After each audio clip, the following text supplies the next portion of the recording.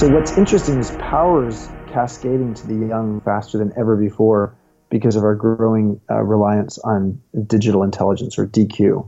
And yet we're all going to live longer lives because of medical technology and a variety of other things.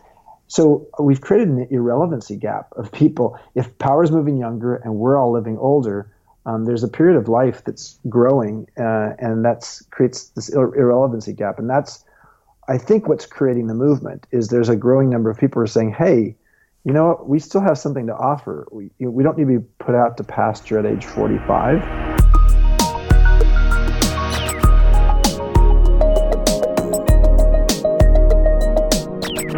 Good morning, good afternoon, or good evening, whatever it may be. Welcome to another episode of Breakthroughs with Jordan Murphy. So just a little bit of housekeeping as usual. For those of you who have been listening and supporting me since the beginning of this podcast, thank you so very much. I really appreciate that. And if you've been supporting, listening, maybe not sharing, I'm just going to ask you to consider that if you're enjoying what you're hearing, to consider that there may be others who might like it who you know. You know what I'm saying? Send them the link. Send them to iTunes, Spotify, TuneIn, iHeartRadio. It's available all over the place. Another thing that's really helpful is if you are liking it, and if you can take a couple minutes and go to iTunes and rate it and review it, that also helps with my ranking, just kind of boosting things up a little bit higher. Enough of the ask. There's also a couple nice little promos through Amazon available. They are partially responsible for this podcast today.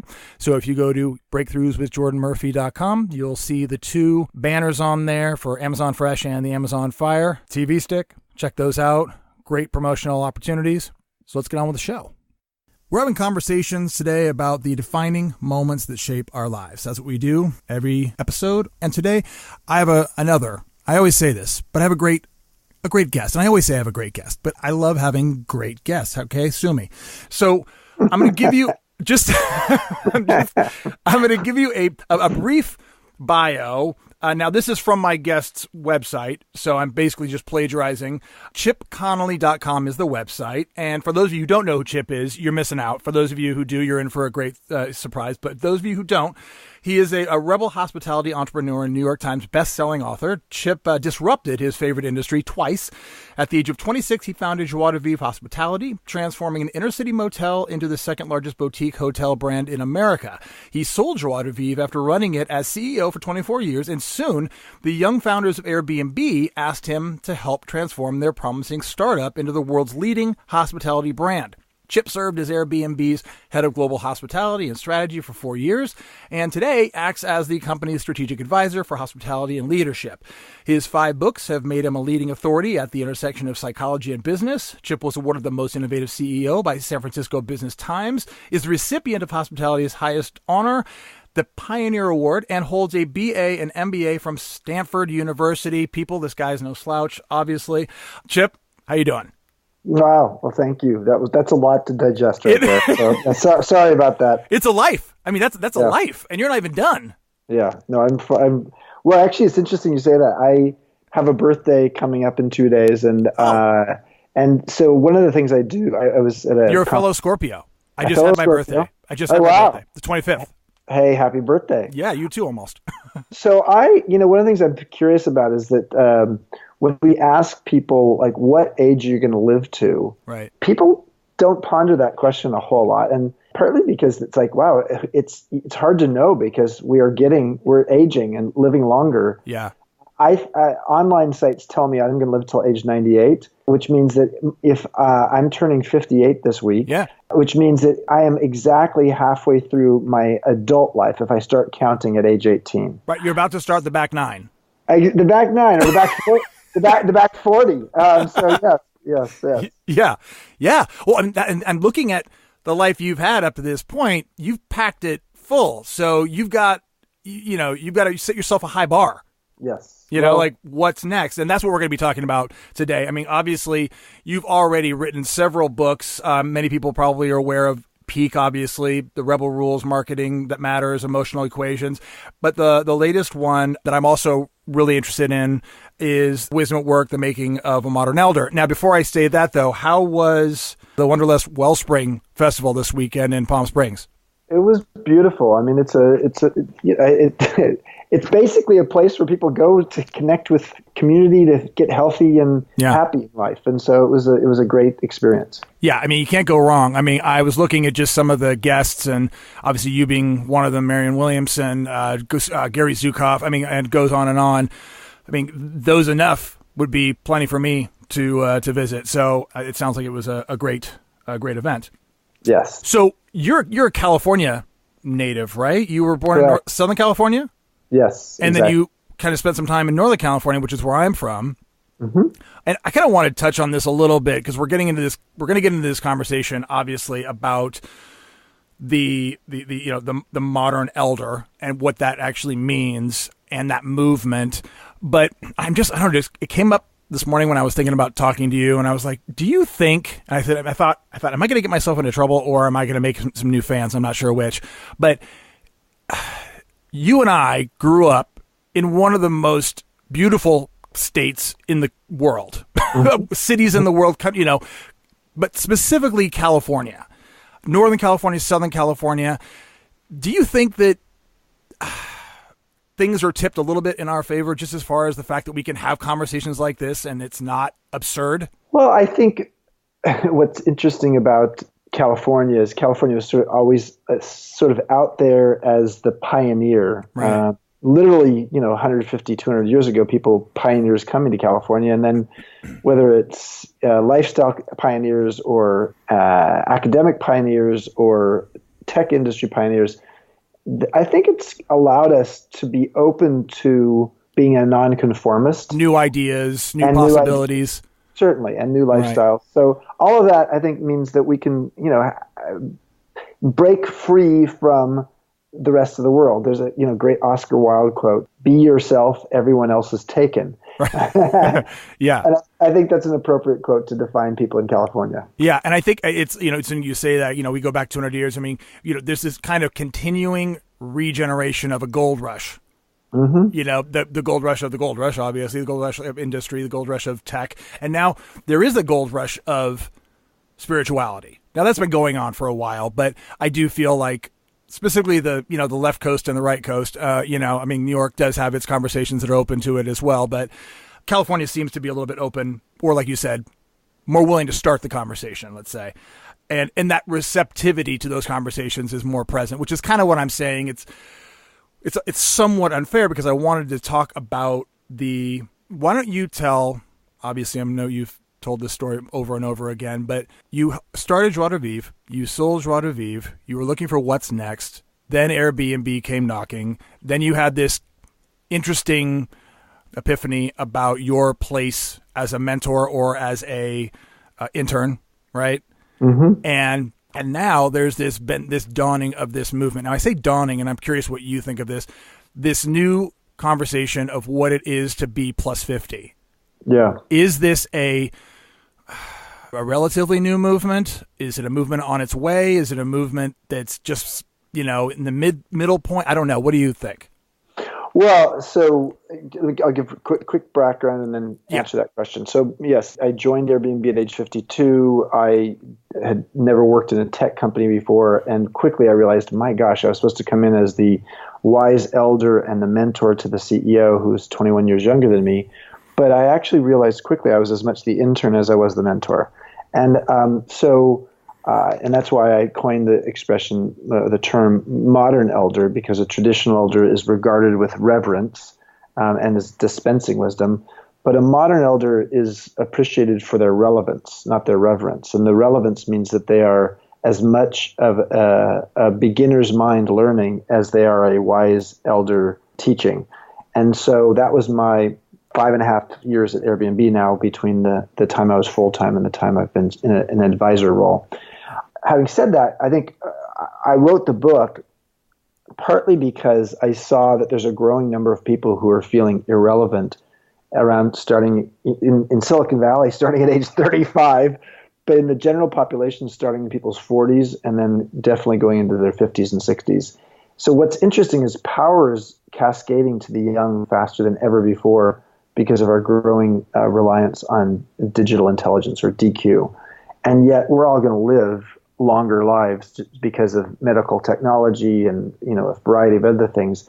So we've created an irrelevancy gap of people. If power is moving younger and we're all living older, there's a period of life that's growing, and that creates this irrelevancy gap. And that's, I think, what's creating the movement is there's a growing number of people who are saying, hey, you know what, we still have something to offer. We don't need to be put out to pasture at age 45. Right. And in fact, some of these young people, as was true with Brian Chesky, the CEO of Airbnb, they need us. Travis at Uber might still have his job if he had a modern elder by his side who had helped to guide and moderate some of his thinking and his leadership. Brian allowed me to be that role, and I learned as much from him as he did from me. And I do think there's a growing number of people saying, why don't we value wisdom as much as we do youth? I think that in and of itself is the conversation that hasn't been being had and needs to be had, which is that notion of wisdom and what that actually is and how you define that. And looking at somebody, I was listening to one of your many talks, and I got to just point this out. And I'm not sure if it is a superstition on your part or an accident, but it seems that you really love your shoes, your two-tone shoes. I have two kinds of two-tone shoes. I have the wingtips, the spats, exactly. I do love those. I love those. They look like I'm about to go do some tap dancing. I think so. And I thought, does that just make him feel good when he gets out on stage? I don't know. I do. You're funny that you noticed that. Yes. I do those. I also have these other shoes, which I'm going to be giving in a speech today, which are my Peruvian Inca shoes, which are also colorful. So I guess I like to have my feet be full of color. Yeah. No, hey, whatever gets you going. I mean, at the end of the day, you get out there on stage, you want to shine, and hey, if that helps you shine, fantastic. Yeah. But I happen to notice it because I love shoes too. But I happen to notice, I'm like, wait a minute, are those the same shoes? I think they are. And it was like multiple talks. So Anyway, sorry, I digress. What was I going to say? Oh, so as far as wisdom is concerned, and that gap that we're talking about is that people who are these tech tycoons who have this breakthrough in their entrepreneurship at 18, at 20, at 22, and suddenly they're billionaires by the age of 25 or younger, right? They have absolutely no time to actually experience life. And I'm wondering how you would even define wisdom, but that there's a missing, and there's no way to actually give them that. They can't have that for themselves. So someone like who is a plus 50, a modern elder, is that person. Yeah. So I think a few thoughts. I'll give you my definition of wisdom in a moment, but I will say that what I agree with is that there are some things in life that you can microwave and get better at very quickly, and there's other things that tend to take some time. Emotional intelligence and leadership skills, frankly, are hard to microwave. And so I do believe that one of the things I was able to offer Brian at Airbnb as the co-founder and CEO was some of my emotional intelligence and leadership knowledge and skills that allowed him to accelerate his skills, but he probably wouldn't have gotten them quickly on his own. So I think that's one of the values. Wisdom, in terms of the definition of it, the way I define it is good judgment based upon pattern recognition with the perfect alchemy of confidence and doubt.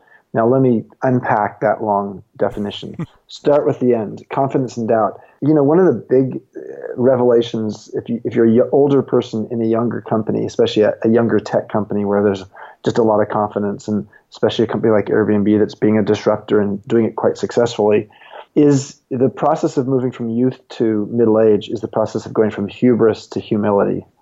And I don't think anybody would quarrel with the idea that wisdom has to have humility built into it. And humility suggests that you don't know it all, but you do know some things really well. That's where the confidence comes from.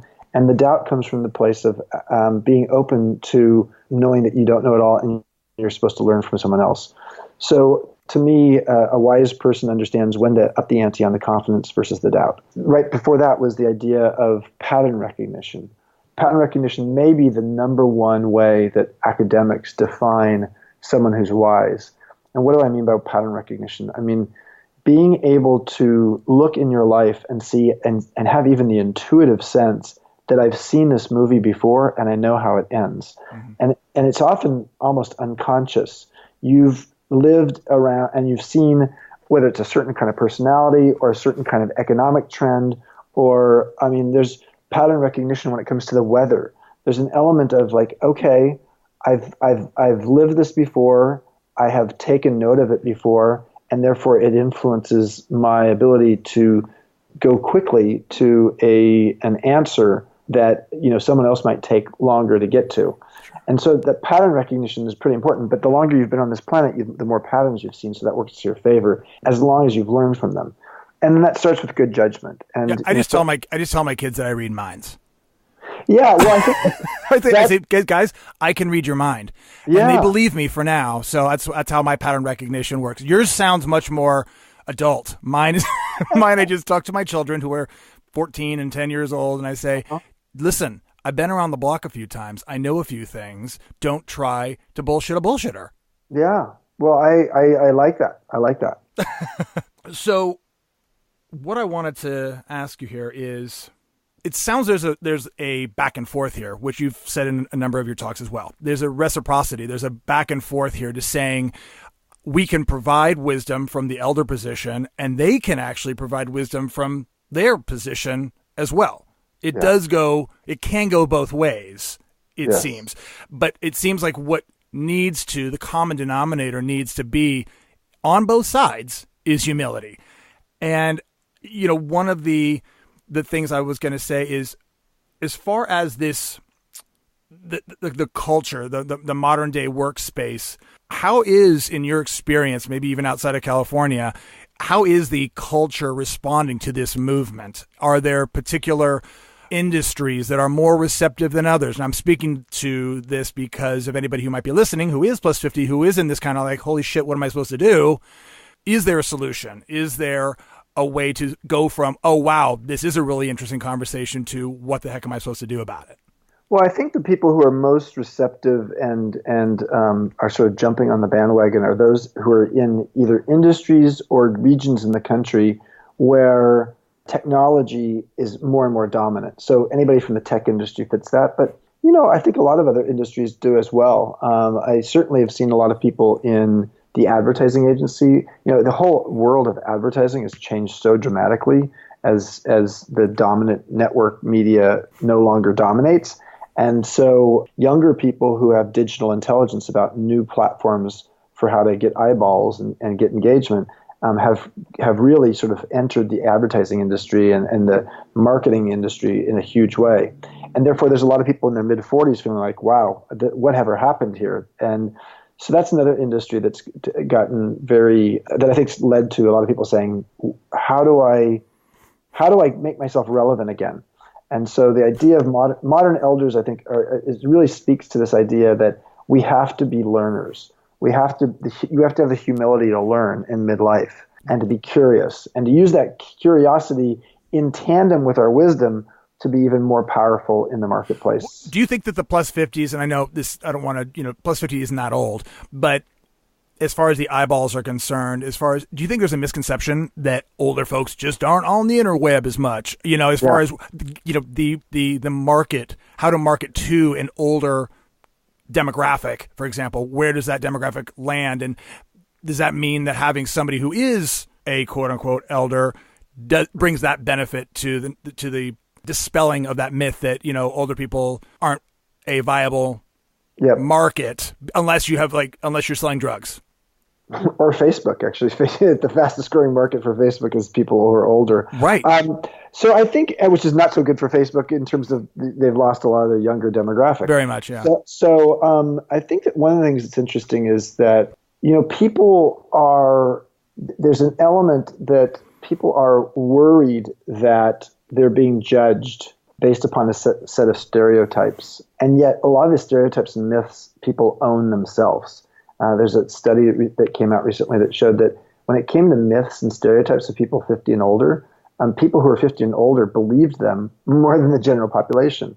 And then it showed the facts around those. So, for example, in the workplace, the people who are older are not actually more expensive, because actually, on average, people who are older are actually open to moving to part-time situations or consulting more so than younger people are, and therefore they can be more affordable.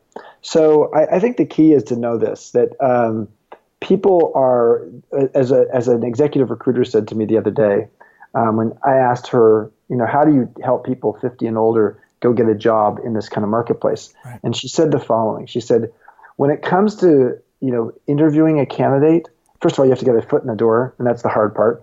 But if you're being interviewed, when you show curiosity and passionate engagement, it's almost like the wrinkles evaporate. Mm. And they just sort of like go away, partly because what you're leading with is your energy. And so there's an element of, I'm 58 this week. And so people could say, well, he's not, he's sort of later in his life. Well, I am later in my life, but if I'm going to live till age 98, I'm only halfway through my adult life. And so therefore, I still have a lot of energy. I have energy for things that I'm passionate about. When you show up with that energy, people notice the energy. So I think that's the key. I know lots of people who are 25 years younger than me who do not have the passionate engagement that I have. So passionate engagement is something you can have late into life. So the question is, how do we help people liberate themselves to actually show that they've got that passion and engagement about something? But for some people, they just keep doing the same thing over and over again, and they're bored as hell with it. Yeah. And they've lost their passionate engagement. And that person age 50 or older needs to be able to take a step back and say, you know what? I need to press the restart button because this isn't working for me anymore. But it's scary. Exactly. I think which comes back to the confrontation of humility. And I think there's also this disintegrating or disappearing of the old stereotype that you can't teach an old dog new tricks. The idea that the brain is somehow fully functioned by a certain age, which is complete BS. And we've learned that through neuroscience, that the brain is in fact has a powerful plasticity to it that can transform, that can adapt, that can expand. And it does come from that experience of passion and learning. Like anytime people say, how do you keep your brain from atrophying, is train it, is learn something new, learn a language, do Sudoku, whatever. But the whole idea of staying in motion is, I think, a part of what you're saying, what I hear you saying, is that there's that kind of doing the same thing over and over again, expecting a different result. We all know what that is. So I think I'm just kind of mining for, if someone is listening to this, what can I do? And, humility is a part of it, being open, being passionate about something, experiencing ways to learn in new ways, finding networks, finding environments where people are having this conversation that are your age, learning about what people are doing. Yeah, I think the one thing I'd also like to add to this is the idea of presence. So productivity tends to get all the attention, and presence, which is a word that we often don't use for someone younger in life, but a baby can have presence. Right. And frankly, an older person can as well, and anybody can at any age. But what's interesting is I have found that as I have aged and been in the workplace with younger people appreciate when I give them attention. And I think the first half of our life is about being interesting, and the second half of our life is about being interested. And what that means is that I have presence to hear you. The opposite of presence is absence. And absence often happens when you're distracted with your smartphone or the basics of just living a life. But the process of actually being present for someone allows a person to feel heard. And there's a great old statement, knowledge speaks and wisdom listens. And the wisest animal in the forest is perceived as the owl. And it's partly because it actually has the most attuned listening skills. And so one thing I think I would just offer out there to people who are listening in and thinking that they might be a modern elder in the making, and by the way, being an elder is a relative term. If you're a 40-year-old surrounded by 25-year-olds, you could be an elder. Mm-hmm. Is part of the role of being an elder is being that astute listener and listening not just to the story, but actually for the story, because part of what we were able to do is to help people, younger people often, to see the thread or the theme that's consistent throughout many of the things they're bringing up, but they can't see it themselves. Yeah. Perfect.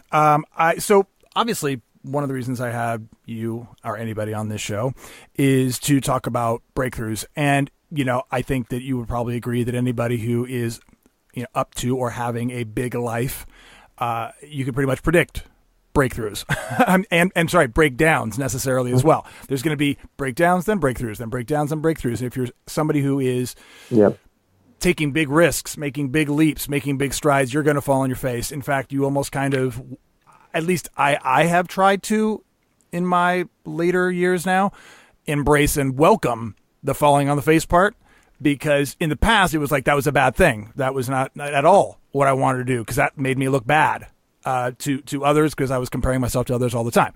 But as through some wisdom, I guess, you learn that falling on your face, making mistakes is actually a positive if you look at it that way. What, considering the incredible journey you've had so far, are there 1, 2, 3 breakthroughs in your life that really stand out as, wow, if that had gone this way instead of that, I'd be a very different person? Well, there was a breakdown of my body 10 years ago. I had a flatline experience. I was on stage in St. Louis on crutches. I had a broken ankle and a bacterial infection in my leg. And I was on a very strong antibiotic, and I probably should have been at home with the covers over my head.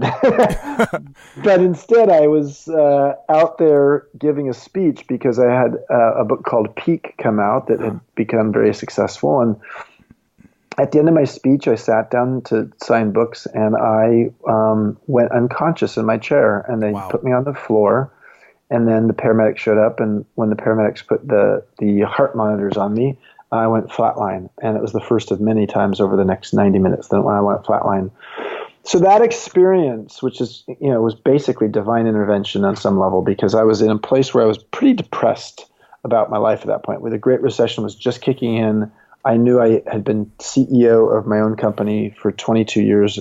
I'd grown it to a very large company. I didn't enjoy being that CEO anymore. I was no longer creative. I was just administrative. And frankly, I knew that it was going to be a very difficult downturn. All of those reasons. And then I had this moment where I had a flatline experience that had no long-term health consequences.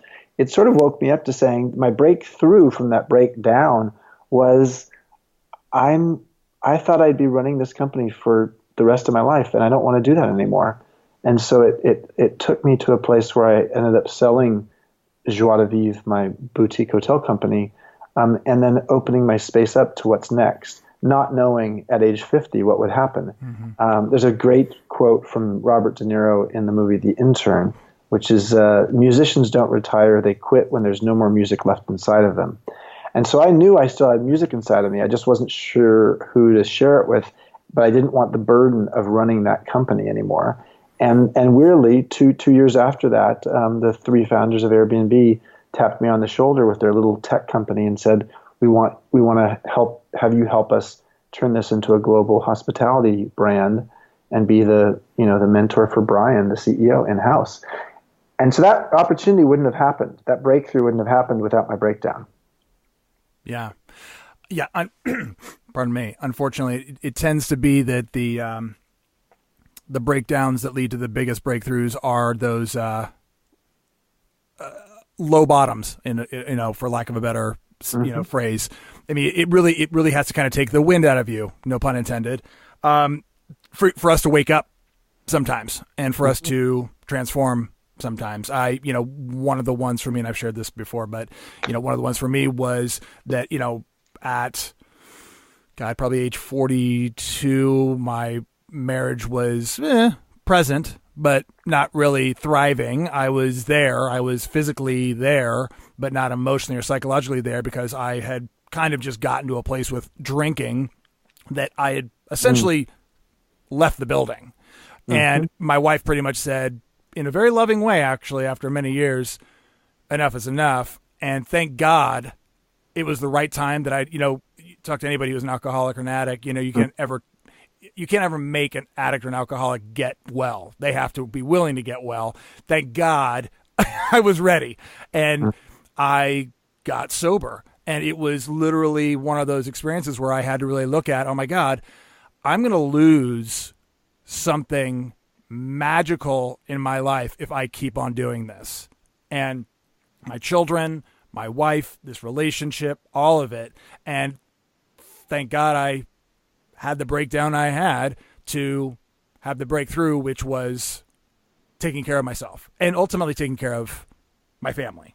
That was the main impetus of it. The idea of my children ever knowing drunk dad in a way that just terrified me, like, walking in and finding me passed out on a kitchen floor. That was just like not what I wanted to have happen at all. And, you actually mentioned something about, this whole reinvention of ourselves and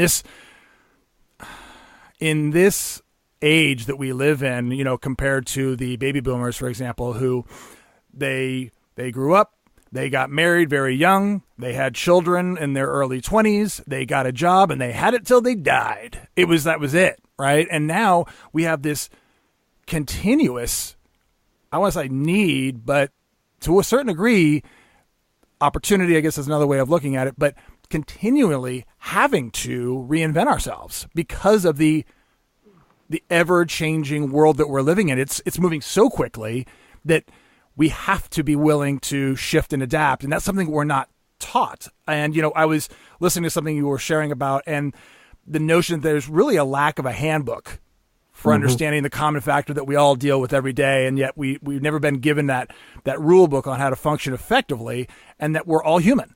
And, but we still have a really tough time, even though we have that in common, understanding each other and helping each other. And it seems that this conversation for how to help one another is a part of that.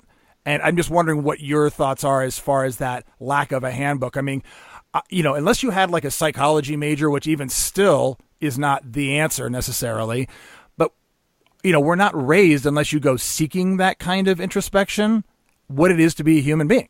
Yeah. Well, yeah, I agree completely. Part of the reason I like writing books is it forces me to get wiser about what I've learned along the way.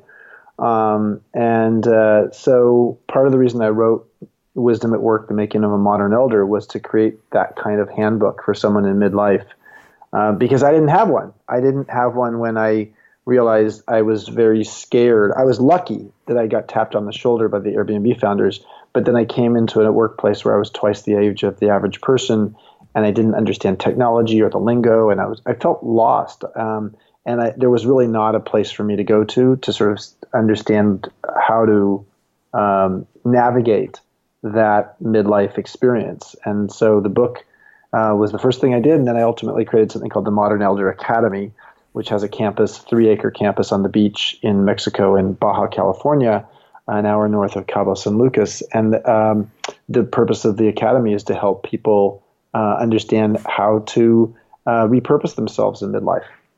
So you kind of answered the question I'm going to ask a bit, in the sense of you write or you create, but when you are confronted in our lives, we all are confronted in our lives with what the hell am I supposed to do here, or depression or anxiety or doubt, whatever it is that can tend to be debilitating, what strategies do you implement? And it sounds like writing is one of them. Is there anything else? Writing, meditating has something I've done for a very long time. That's been helpful. I'm lucky enough, men need to learn how to rely upon other men and women to help them. Mm-hmm. And we're not very good at that.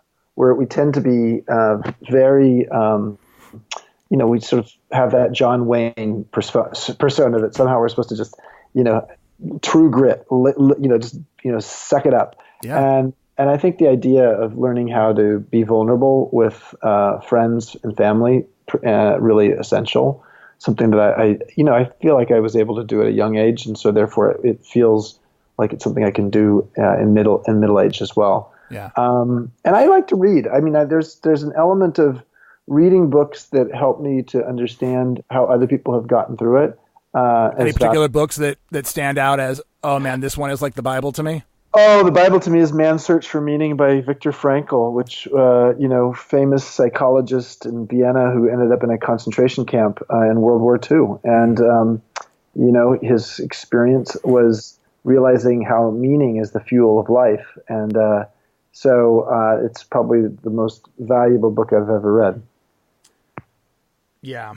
Have you had a particular failure or an apparent failure that later set you up for success? Something that you just couldn't have predicted? No, it's a great one. There was a luxury campground or a boutique campground that we created called Costa Noa between Half Moon Bay and Santa Cruz on the Highway 1. And it started in the dot-com boom. It actually got very successful very quickly. And then the dot-com bust happened. And we still had busy weekends, but our weekday business died because we were mostly relying on dot-com companies to come do offsite retreats. And so ultimately we had to sell the campground for, a small fraction of what we had built it for. But one of the things I learned in that process was that there was an enormous growing interest in the corporate world for yoga. And so the failure of Costa Noa as a business for me opened the door for me to see, my gosh, this was 20 years ago. And by the way, we started this 10 years before the term glamping ever had been created. So we were way ahead of the curve. But what it helped me to see is people, the growing movement of people going into yoga is not just people who are, eating bean sprouts and hanging out and meditating on the beach. It's literally, business people who integrate yoga into their sort of lifestyle regimen. And so when I created a couple of years later, after we sold the hotel for, cents on the dollar, the campground for cents on the dollar, I created a hotel called Hotel Vitale in San Francisco. The word Vitale being vitality, and the penthouse level having a yoga studio where we offered business travelers, because it was a business class hotel, the idea of a free yoga class every morning. And my business partners in this said, "What are you talking about? This is a business class financial district hotel. Why would anybody want to do yoga early in the morning?" I said, "I promise you, I learned this at Costa Noa, and I think we should apply it here." And it turned out it was a huge success. It's part of what helped the hotel get awareness out there in the world, because a lot of media wrote articles about this business class hotel with a yoga studio in it. And so all I can say is sometimes you have to have that failure to learn the lesson that you can use later. Yeah, for sure. I mean, I think part of the attraction, or somebody writing the article, is the weirdness, quote unquote, factor of it. Like, what? A business class hotel has yoga? Read all about it. And people are like, okay. And then suddenly the actual opportunity is presented, but it comes from that place of, this is strange. But but there is something about it, having your finger on the pulse. And it's been interesting over the years I've meditated. I, grew up in Northern California. So the idea of meditation and spirituality was not foreign to me. And so I've practiced meditation for many, many years before it was quote unquote cool. And it's been interesting over specifically the last like 5 years or so, where I've had friends who used to just kind of look at me a little bit sideways about my practice or my, introspection or my willingness to have those kinds of conversations, coming to me now and saying, "What do you do? What's that thing you're doing? Oh, How do you meditate?" There's an intrigue because I think people are hearing more about it. That's not just kind of like a woo-woo, well, I bet, put some incense on and some candles and it feels really groovy. But there's something scientific about it that people, I think, are catching on to, and that lets them feel like it's okay to do it. I was listening to, I don't know if you know Dan Harris. He's a... Yes, Right. And he talks about the experience that he's had where he literally had an anxiety attack while delivering the news on TV, and that on the other side of that, he discovered meditation and had this experience of trying it out and saying, you know what?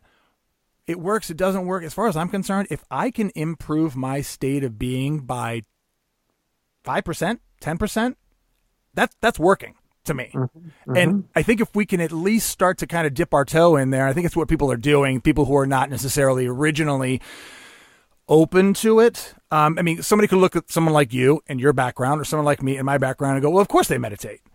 But the idea that it's becoming more common, like you said, with yoga or meditation, as it being a common thread. I mean, even in my kids' schools, I mean, I have an 8-year-old, I'm sorry, an eighth grader, so a 14-year-old, and then I have 2 10-year-olds who are in the 5th grade. And what's amazing is that the schools they're at now are engaging and implementing parts of their curriculum that have to do with mindfulness. Mm-hmm. I didn't have that when I was going to school. Oh, exactly. And I mean, how powerful of a society could we be if those ideas of what it is to be a human being and how to be the best possible human being, how to communicate with one another. The fact that there's no class on just like on anger management, on communication. I mean, these are huge missings, I think, in our educational system. And to be able to see my children start to have those conversations where it's not just dad, because I talk about this stuff with them. They're like, okay, dad. I mean, I do different exercises, and sometimes I do my exercises out loud. Some of them being affirmations, and it's, where you kind of get yourself all pumped up and, change your state, and I'll do these things for like 5 minutes out loud sometimes. And I remember when I first started doing it years ago, I was in my room and I was, like saying, I feel great. And I was literally getting myself lit up. And all of a sudden I hear from the other room, great.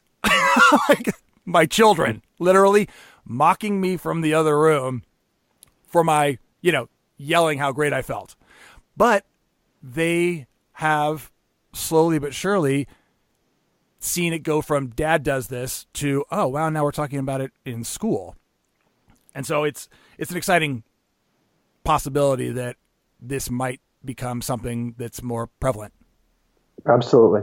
I think it's, it's unfortunate that there's such I think a missing in the conversations that you end up having. And like I say this all the time too, and having experience in AA and the 12 steps, it's unfortunate that the 12 steps have to only come to people when they're face down in the gutter. That the 12 step itself, the actual system of the 12 steps, is such an empowering system that I believe everybody could benefit from. And we all have an ism of some sort, whether we want to admit it or not. And being able to embrace that notion of taking a look at yourself, taking 100% responsibility, being rigorously honest, all these things we're not taught. And kind of getting back to what you were saying about communication with other guys and asking for help. It's totally foreign. And again, I was raised in a space where I went to an all boys prep school. So I was definitely comfortable around just being around the guys. But the idea of asking a dude for help was completely foreign. And when I first got a sponsor in AA, my sponsor said, call me every day and check in. And I said, okay. And then I did. And then I didn't, and then I did, and then I didn't. And ultimately what I got from it, because I said, dude, I don't have anything to say to you every single day. What am I supposed to say to you every single day? He said, I'm not talking about what the content of the conversation is. I'm creating a habit in you that is reaching out to another. And I was like, what the? I mean, it was so foreign to me to be able to have a conversation with another guy for any other reason than getting something. Mm-hmm. Like, what are we going to do? How are we going to fix that? When are we meeting? There was always like some sort of an end game in it, as opposed to the end game being, I just need to be heard. I just need to be supported. And it was such an eye opener. And that was, in my early 40s. Mm-hmm. So yeah, it's, well, God willing, this will only continue, to flourish in that way. So obviously we talked a little bit about your shoe habit, but I'm wondering, what I don't have a shoe habit. That's just I know it sounds dirty, doesn't it? I have a shoe fetish. Fetish, right? Is that better? No. Do you have an unusual habit or something, like an absurd thing that you love? God, probably. I mean, I'm like totally addicted to dark chocolate. I mean, I have so many habits. I mean, I love going to a film festival and like watching 4 films in the same day. Oh, Like that's awesome. Yeah. that's like sort of like that's a peak experience for me. Uh, like what else? I mean, there's like Is there anything about you? Is there anything about you that maybe somebody who knows you would be like surprised to hear about, Chip? I have a 41-year-old son, and I'm 58 years old this week, 57 right now. That 50. is a good one. Yeah, that's good. He's a foster son, and he joined me from the Tenderloin in San Francisco, biracial kid. At age 13, I was 28, and so I have grandkids who are as old as 24. Wow. And so 24, 22, and 15. So. And then I have that's wild in and of itself. I think having an adult, literally an adult, as a son, as a child, and having a 24-year-old grandson, and then having a 6-year-old and a 3-year-old biological sons. I have 2 biological sons as well. So yeah, that's more information than you probably needed. But there's no. It's great though, because you have this. Honestly, I'm so out of touch with cool music these days, and because I have kids, I have some sort of an idea of who the heck Post Malone is, or certain people like that, where normally I would have no idea without their input. So I'm just wondering, what have you gotten from your 24-year-old that you wouldn't have had? A better basketball game. There you go. I still beat him. Oh wow! But, no, he's like 6'4", 6'5", 220 pounds. So he's hard to beat now. But I still do beat him occasionally. Actually, what I get from him is I get a real curiosity about life, which is another thing that I think people need in midlife, is re-engage that curiosity. And so I've appreciated that I've really gotten that from Deshaun. Yeah, it is keeping a young brain. Because I look at my kids who are younger than that, and there's this thirst and this curiosity of wanting to know, wanting to understand what's that. Even the most simple, basic things. I mean, my 10-year-old girls are constantly asking me questions. Thank God for Google, but they're constantly asking me questions. And so, yeah, I totally agree with that.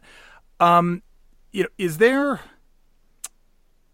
there something about yourself that you used to view as shameful or a weakness that you now embrace as a benefit?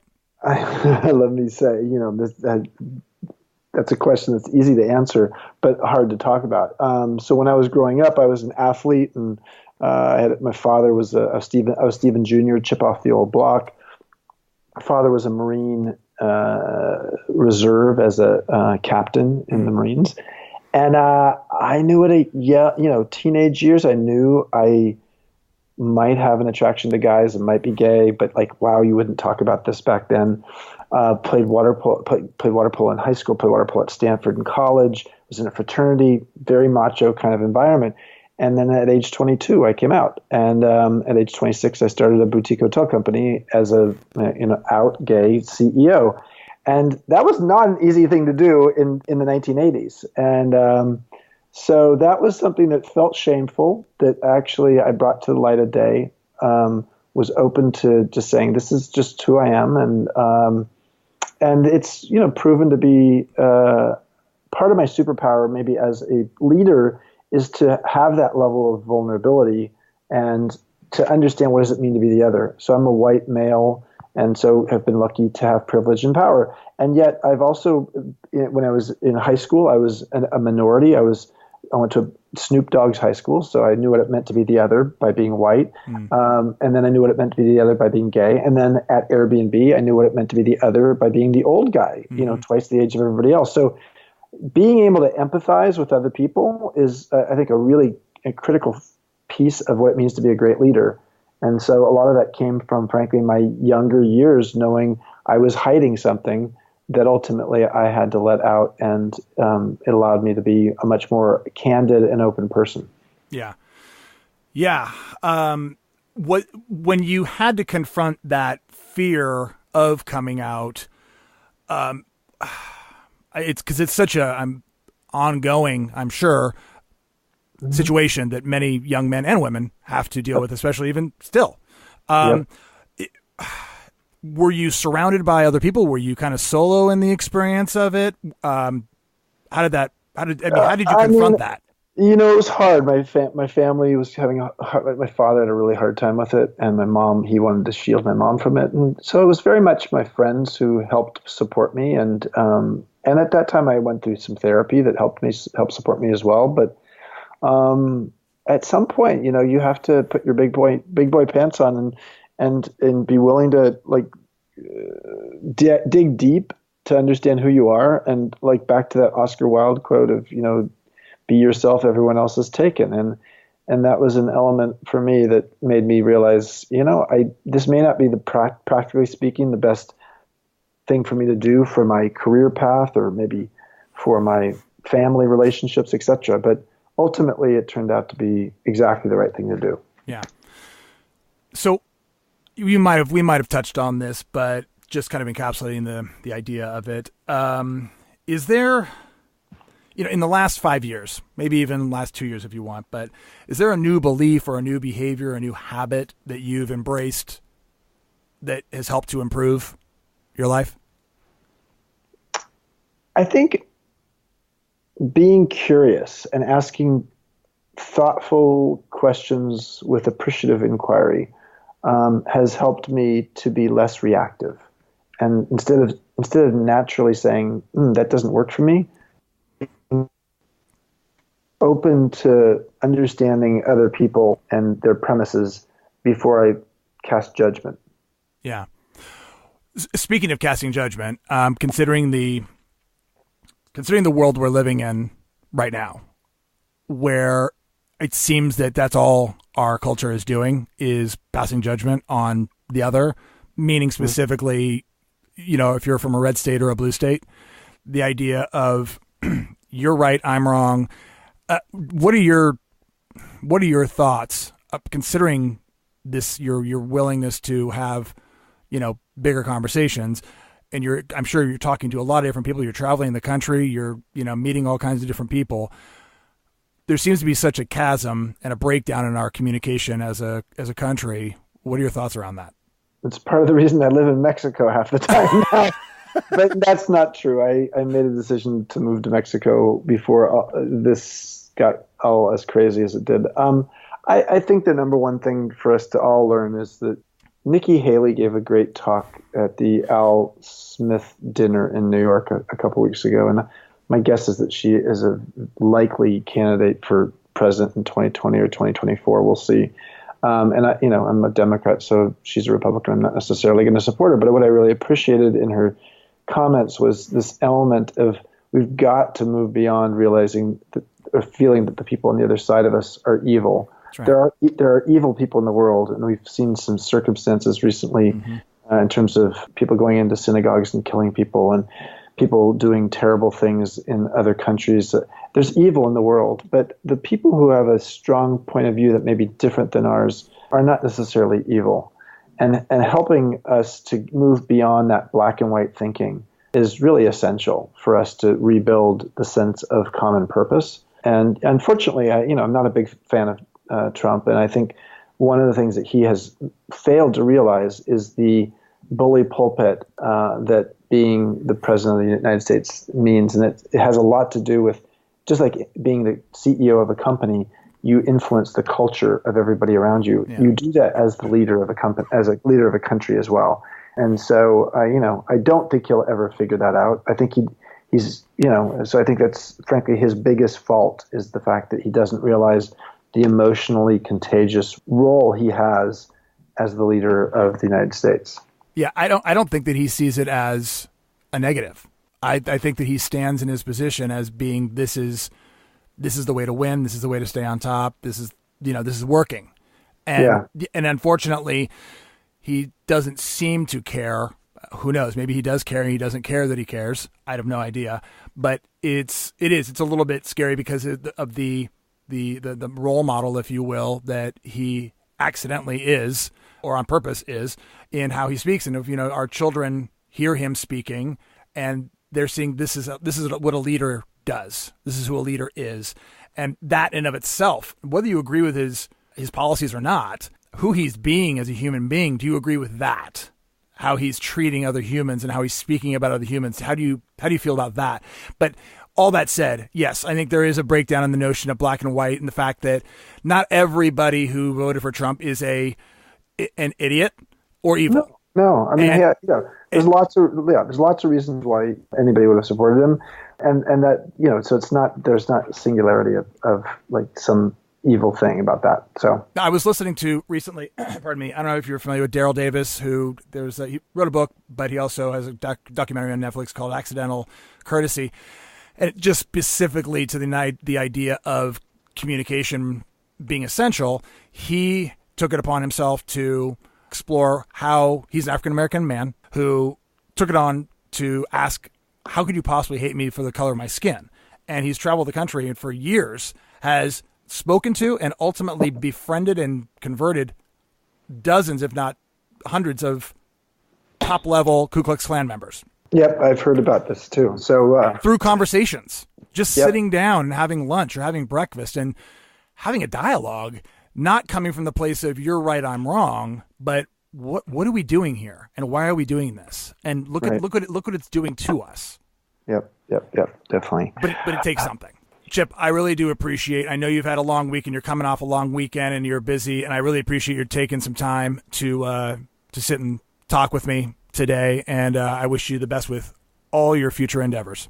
Thank you so much, Jordan. It's been a joy. Thank you. I really appreciate it. Look forward to listening to it. Thanks, Chip. Talk to you soon. All right. See ya. Bye. Bye-bye. Stay tuned for more episodes of Breakthroughs with Jordan Murphy. Check out my website at breakthroughswithjordanmurphy.com. Stay connected on Instagram at Breakthroughs with Jordan and Twitter at Jordan D. Murphy. And if you have a great story to share, as I'm sure many of you do, go to my website at breakthroughswithjordanmurphy.com and shoot me an abbreviated version of your story to my email. I'll give it a read and maybe share a couple of them on the show.